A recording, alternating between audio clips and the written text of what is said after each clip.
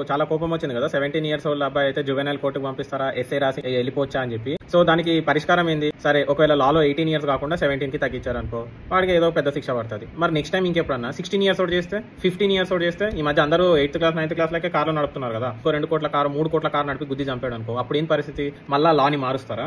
లాని ఎట్లయినా చేంజ్ చేయరు కాబట్టి అసలు పనిష్మెంట్ ఎట్లా మెజర్ చేస్తే బాగుంటుంది అంటే, కార్ రేట్ ఎంత ఉంటే దాన్ని బట్టి లెవెల్ ఆఫ్ పనిష్మెంట్ మారాలి. 2 కోట్ల కార్ వాడి గుద్ది చంపితే ఒక లెవెల్ ఆఫ్ పనిష్మెంట్ ఉండాలి, 3 కోట్ల కార్ వాడితే ఇంకో లెవెల్ ఆఫ్ పనిష్మెంట్ ఉండాలి. ఇక్కడ ఏజ్తో సంబంధం లేదు, ఎందుకంటే వాళ్ళకి నడపడం వస్తుంది కదా.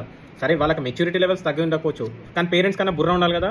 సో కార్ రేట్ని బట్టి చైల్డ్కి అండ్ ఫాదర్కి కూడా పనిష్మెంట్ మారాలి. చైల్డ్ ఏజ్ ఎంత తక్కువ ఉంటే ఫాదర్కి అంత పనిష్మెంట్ ఎక్కువ ఉండాలి. అండ్ కార్ రేట్ బట్టి ఇద్దరికి పనిష్మెంట్ ఉండాలి.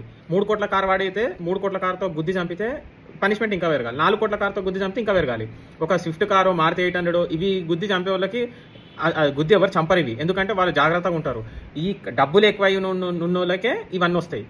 ఎప్పుడైనా మేబీ యాక్సిడెంటల్ 1 or 2 కేసెస్లో అవ్వచ్చు ఎగ్జామ్షనరీ, కానీ వీళ్ళు పర్పస్గా మనీ ఉంది కాబట్టి కదా వీళ్ళు ఇట్లా ఇంత చెలరైపోతున్నారు. ఫస్ట్ వచ్చేసి వాడు గుద్దాడు, సెకండ్ వచ్చేసి పోలీస్ ఎవిడెన్స్ ఏదో చేద్దామని ట్రై చేశారు, థర్డ్ వచ్చేసి డ్రైవర్ మీదకి దోద్దాం అనుకున్నారు, ఫోర్త్ డాక్టర్స్ ని ఇన్ఫ్లుయెన్స్ చేద్దామని ట్రై చేశారు, ఫిఫ్త్ ఇంకేది దొరకక డైరెక్ట్ కారే బాగాలేదు, పార్ష్ కంపెనీ కార్ డిఫెక్ట్ ఉంది అని అంటున్నారు. ఇప్పుడు mechanical fault in the Porsche car. మీకు ఎలా అనిపించింది? కార్ రేట్ పెరిగిన కొద్ది పనిష్మెంట్ పెరుగుతూ ఉండాలి, అండ్ ఫాదర్ కి కూడా చైల్డ్ ఏజ్ ని బట్టి పనిష్మెంట్ ఉండాలి అనేది.